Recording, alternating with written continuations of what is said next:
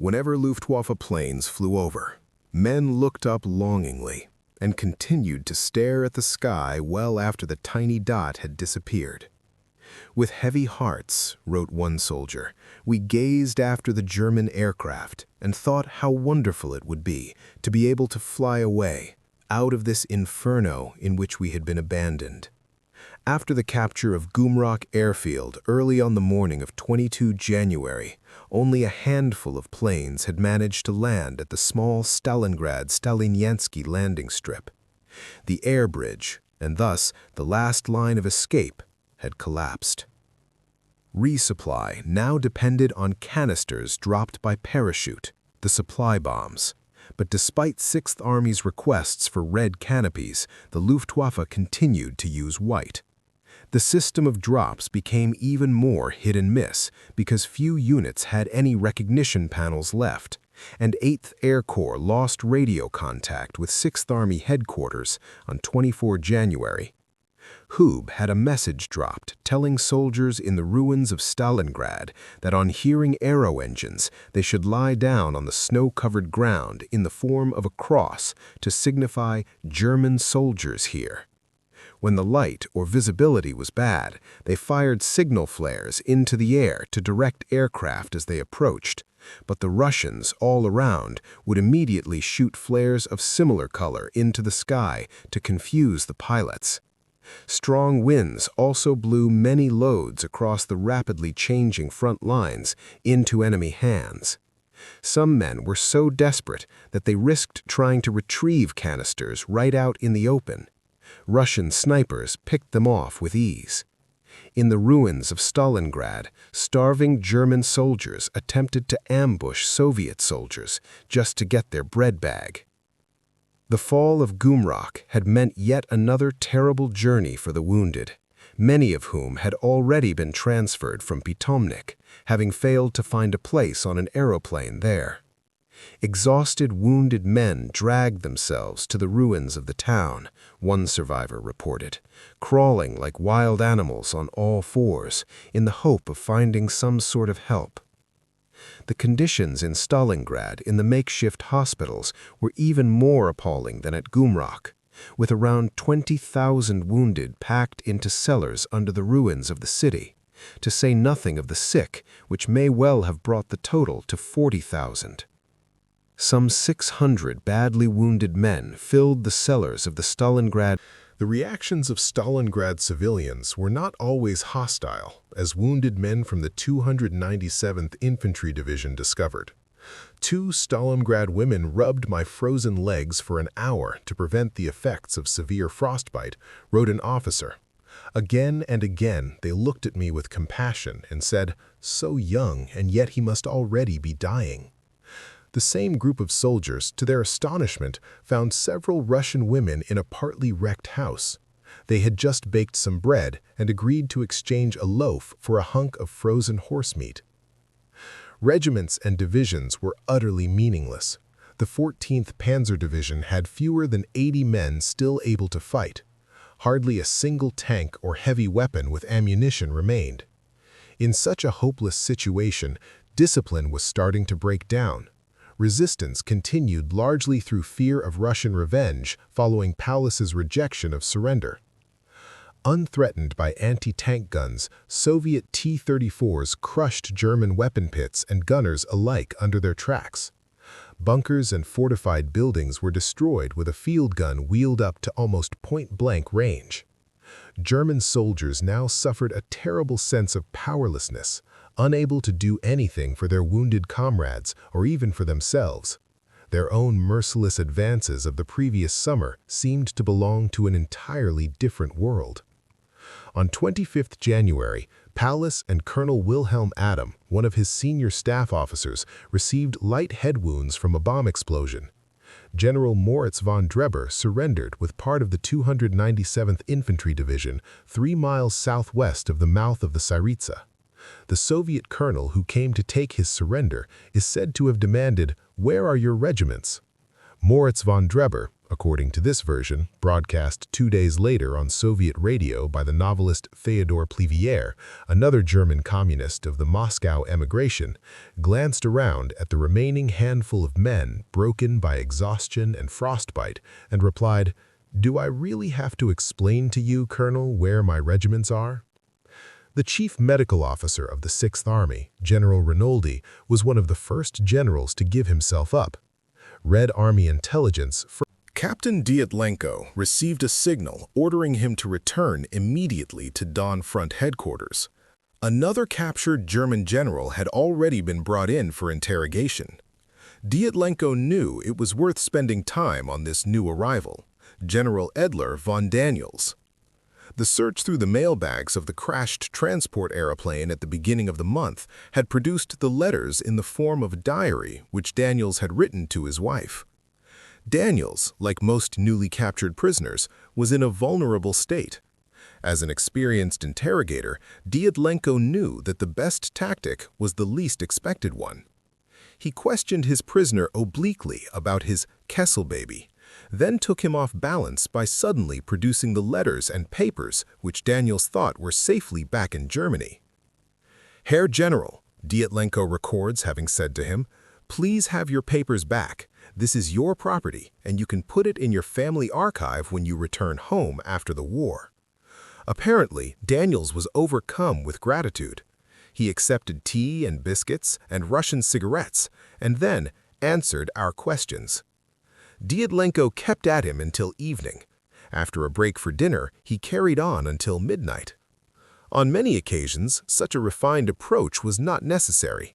The psychological confusion and the anger of defeat produced docility, if not cooperation, from officers who felt both personally betrayed and also guilty towards their own men for having assured them of the Führer's promises of salvation. During interrogation, they often made a point of uttering derogatory remarks against Hitler and the regime. They called Goebbels the lame duck and bitterly regretted that the overweight. This signal, grotesque in the circumstances, seems more likely to have been drafted and sent by General Schmidt. The words certainly had his ring to them. Paulus, at that stage, was ill from dysentery, shaken by events, and demoralized, so it is not hard to imagine him just giving a nod of approval when shown the message form. Grosskirch, for example, had reported in a letter not long before, "Paulus is in a state of physical and moral disintegration." On 30 January, the anniversary itself, Goering made a broadcast from the Air Ministry comparing the Sixth Army to the Spartans at Thermopylae. This speech was not well received in Stalingrad, where it was listened to on radios. The fact that it was Goering, of all people, who was delivering our own funeral speech heaped insult upon injury. Gottfried von Bismarck described the effect as macabre. In the theater cellars in Stalingrad, which were packed with wounded, Goering's voice was instantly recognized. "Turn it up," somebody shouted. "Switch it off," yelled others, cursing him. The broadcast finished with Bruckner's Fifth Symphony. Some officers joked bitterly that the suicide of the Jews on the top of Masada might have been a more appropriate comparison than Thermopylae. They did not realize quite how accurate they were. Hitler was indeed counting on a mass suicide, above all, of senior officers. Hitler's own speech was delivered by Goebbels later on that anniversary day, having been delayed by RAF bombers. It rang with bitter defiance, but the streak of self-justification was too raw to be hidden. He devoted only a single sentence to Stalingrad, the disaster which cast such a shadow over the regime's day of celebration.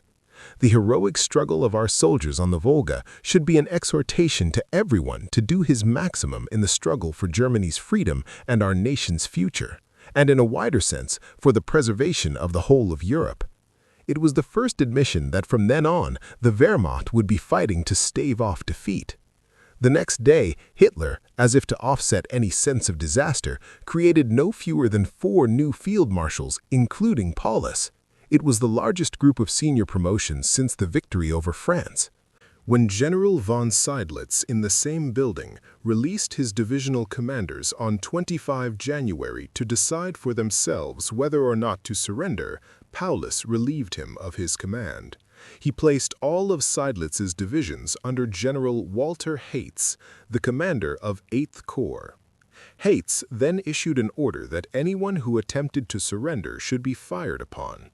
When Seydlitz and over a dozen other officers surrendered, they included Generals Pfeffer, Korfus, and Sahn. Bursts of machine gun fire were aimed at them from German lines as the Russians led them away. Seydlitz claimed later that 2 German officers were mortally wounded as a result of Heitz's apocalyptic order. General Heitz, however, having given the order, "We fight to the last bullet but one," does not appear to have included himself and his headquarters in this rhetorical flourish. An officer under his command remarked that his staff, almost certainly with his knowledge, had already prepared white flags. Colonel Rosenfeld, the Luftwaffe commander of 104th Flak Regiment, adopted the rhetoric expected by the regime. "The swastika flag flies above our heads," he signaled on the evening of 30 January. "The order of our Supreme Commander-in-Chief will be followed to the last. Long live the Führer." That night, 6th Army Headquarters sent a signal warning that individual commanders were surrendering because their troops had no more ammunition, but also adopted similar flourishes to those of Rosenfeld, claiming that they were listening to the national anthem for the last time with arms raised in the German salute. Again, this sounds more like Schmidt's style than that of Paulus. Whatever the truth, few soldiers had either the wish or energy to share such emotions. During that night of 30 January, recorded a sergeant, each man was preoccupied with his own thoughts, with gnawing uncertainty, with painful wounds and frostbite, with thoughts of home and with our fate. Officers especially expected execution. Many removed their badges of rank. In the middle of that same night, General Voronov, in his izba at Don Front headquarters, awoke in a panic from a restless sleep. The idea had suddenly come to him that Paulus might escape on an aircraft landing on the ice of the Volga. Stalin's reaction to the loss of such a prize was evidently not hard to imagine. He jumped out of bed at once and telephoned to give orders for guns along the east bank at Stalingrad to be trained on the ice as a precaution. By early next morning, January 31, 1943, Shumilov's 64th Army had secured virtually all of the center of Stalingrad. Ruined buildings and cellars had been cleared with grenade and flamethrower. Red Square was subjected to an intense mortar and artillery bombardment before Russian soldiers moved in to the Uniform department store. Roski's remaining grenadiers above Paulus's headquarters in the basement finally laid down their weapons.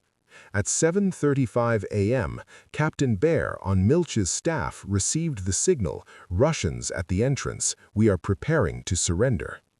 10 minutes later, as Senior Lieutenant Fyodor Ilchenko went down into the packed and stinking basement, came the signal, "We are surrendering." Then Baer passed on the message to Manstein's headquarters at Army Group Don.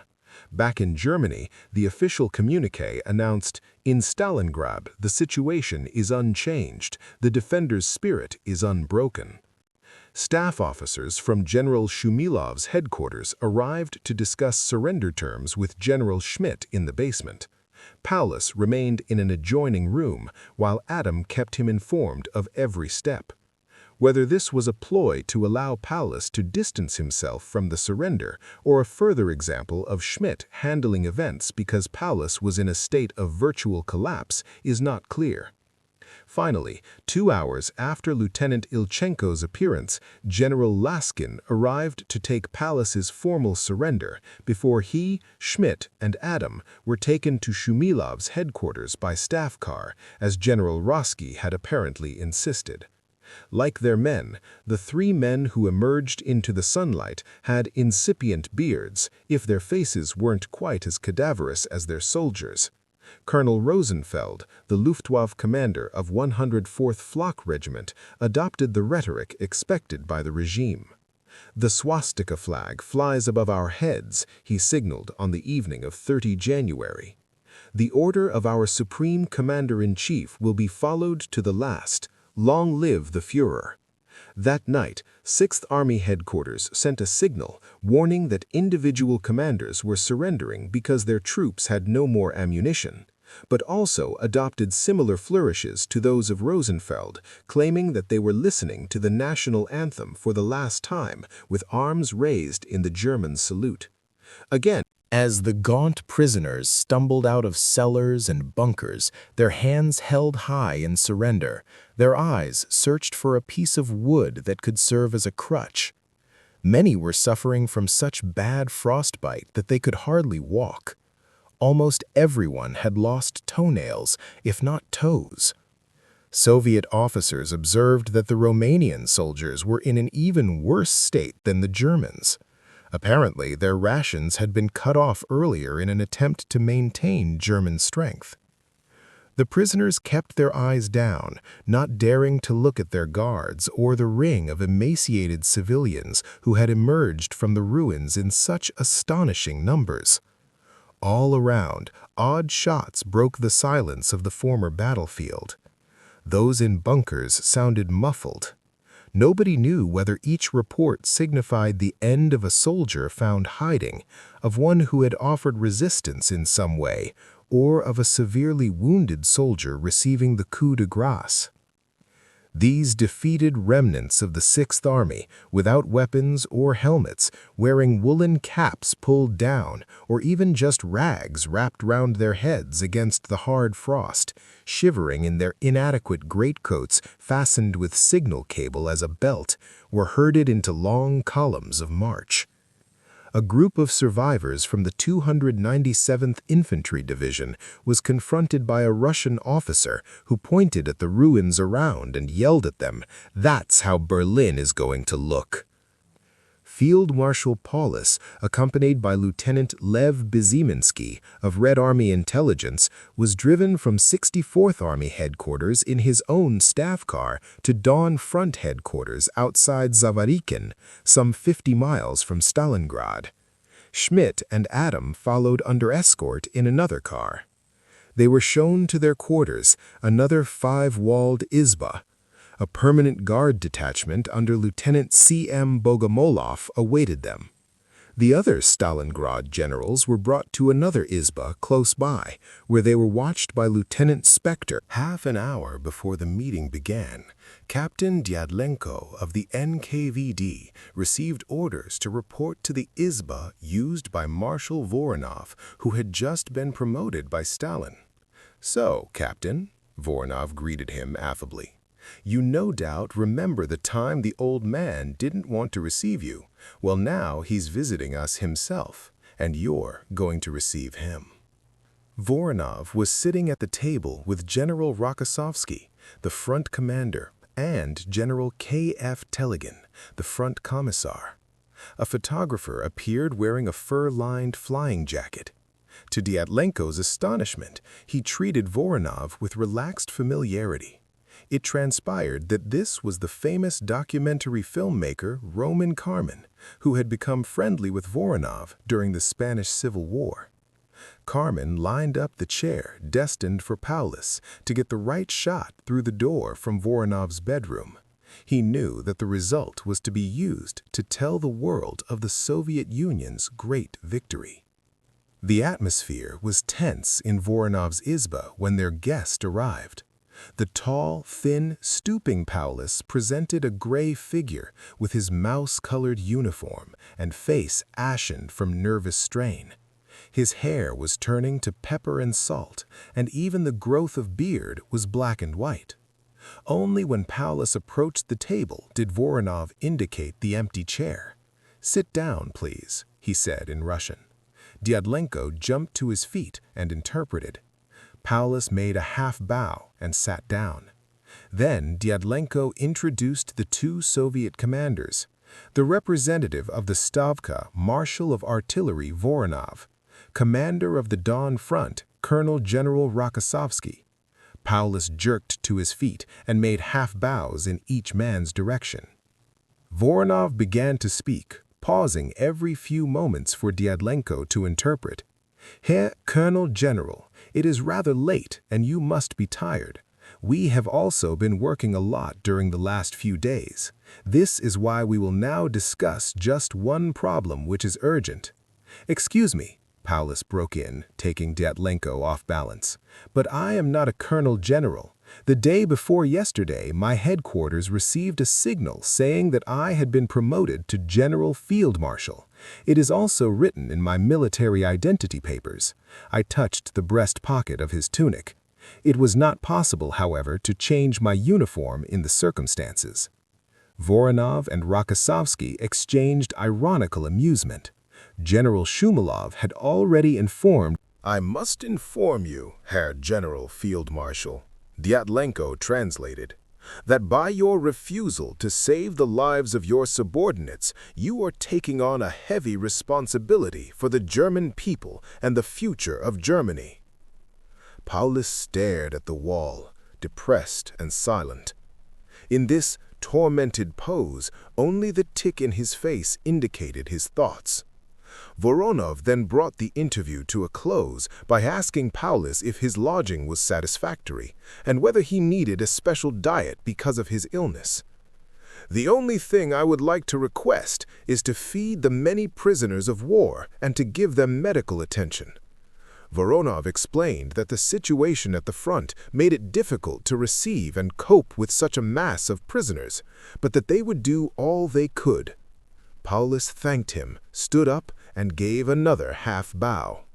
Hitler heard the news at the heavily guarded Wolfschanz, deep in the East Prussian forest, a place once described by General Jodl as a cross between a monastery and a concentration camp. He did not bang the table this time. He stared silently into his soup. His voice and anger returned the next day. Field Marshal Keitel and Generals Yashonek, Jodl, and Zeitzler were all summoned to the Führer's midday conference. "They have surrendered there formally and absolutely," said Hitler in angry disbelief. "Otherwise they would have closed ranks, formed a hedgehog, and shot themselves with their last bullet. When you consider that a woman has the pride to leave, to lock herself in, and to shoot herself right away just because she has heard a few insulting remarks, then I can't have any respect for a soldier who is afraid of that and prefers to go into captivity." "I can't understand it either," replied Zeitzler, whose performance on this occasion makes one wonder about his assurances to Manstein and others that he had done everything to convince the Führer of the true situation regarding the Sixth Army. Hitler kept coming back again and again to Paulus's failure to commit suicide. Clearly, it had entirely sullied the myth of Stalingrad in his imagination. "This hurts me so much because the heroism of so many soldiers is nullified by one single characterless weakling. What is life? Life is the nation. The individual must die anyway. What hurts me most personally—" "You mean," the young officer's eyes lit up, "I don't have to shoot myself?" Strecker spent most of the night of 1st February at the regimental headquarters of an old friend, Colonel Julius Müller. A single candle burned in one corner of the bunker as the small group present talked about the recent fighting, past friends, and the imprisonment ahead. "No one mentions all the suffering," Strecker noted. "No one speaks bitterly." In the early hours of the morning, Strecker stood up. "Müller, I have to go," he said. "May you and your men go with God."